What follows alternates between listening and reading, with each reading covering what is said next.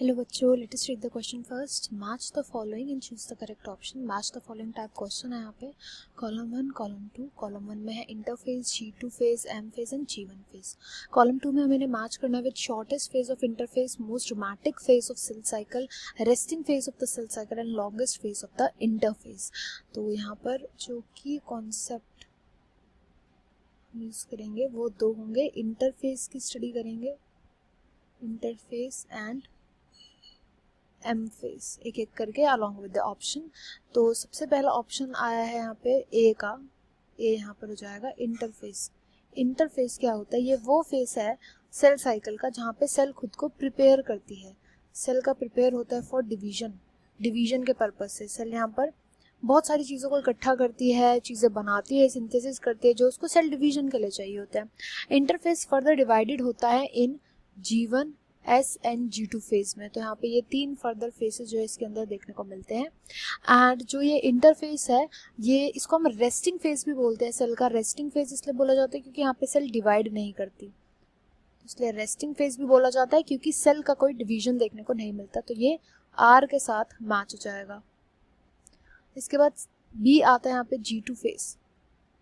G2 phase मैंने अभी भी बताया इंटरफेस का पार्ट होता है एंड ये लास्ट स्टेज होता है या लास्ट फेज होता है इंटरफेस का. इंटरफेस का लास्ट स्टेज होता है ये. G2 फेज के अंदर बहुत सारे चेक पॉइंट्स आते हैं. बस चेक करना होता है सेल को कि सब चीज़ें हैं प्रेजेंट जो भी हमें सेल डिवीजन के लिए चाहिए, क्या वो चीज़ें हैं सेल के पास, क्योंकि यहाँ पे केवल चेक होता है. तो ये शॉर्टेस्ट फेज होता है, शॉर्टेस्ट फेज होता है इंटरफेस का. इंटरफेस का शॉर्टेस्ट होता है ये. तो ये मैच हो जाएगा P के साथ जहाँ पर है shortest phase of interface. Then इसके बाद C आएगा M फेज.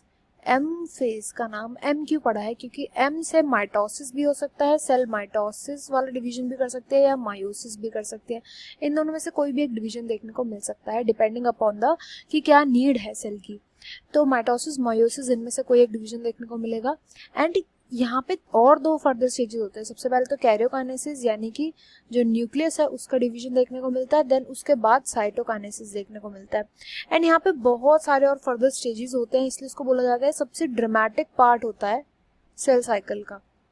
ड्रामेटिक पार्ट होता है क्योंकि यहीं पर मेन डिवीजन जो होता है वो देखने को मिलता है, यहीं पर सेल मेनली डिवाइड करती है. तो एम फेज जो होता है वो क्यू के साथ मैच हो जाएगा, most dramatic part of the cycle. Then last आता है D G1 phase. G1 phase क्योंकि 1 है इसका नाम, तो क्या होगा? फर्स्ट फेज होता है ये. फर्स्ट फेज होता है इंटरफेस का.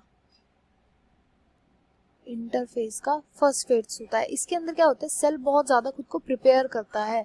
प्रिपेयर किस चीज के लिए करता है? यहाँ पे सेल की ग्रोथ हो रही होती है, प्रिपेयर कर रहा होता है. यहाँ पे बहुत चीजें प्रिपरेशन होती है. सिंथेसिस हम बोल सकते हैं, केवल प्रिपरेशन है, सिंथेसिस भी होता है. यहाँ पे कई सारे एंजाइम्स का, उन सभी प्रोटीन्स का जो चाहिए होते हैं हमें सेल के डिवीजन के टाइम पर एटसेट्रा.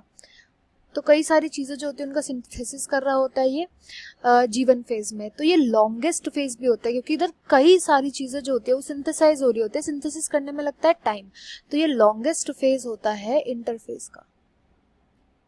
लॉन्गेस्ट फेज होता है इंटरफेस का. तो ये मैच हो जाएगा D विद S. यहाँ पे करेक्ट आंसर हो जाएगा option 3. I hope you understood well. Best of luck and thank you.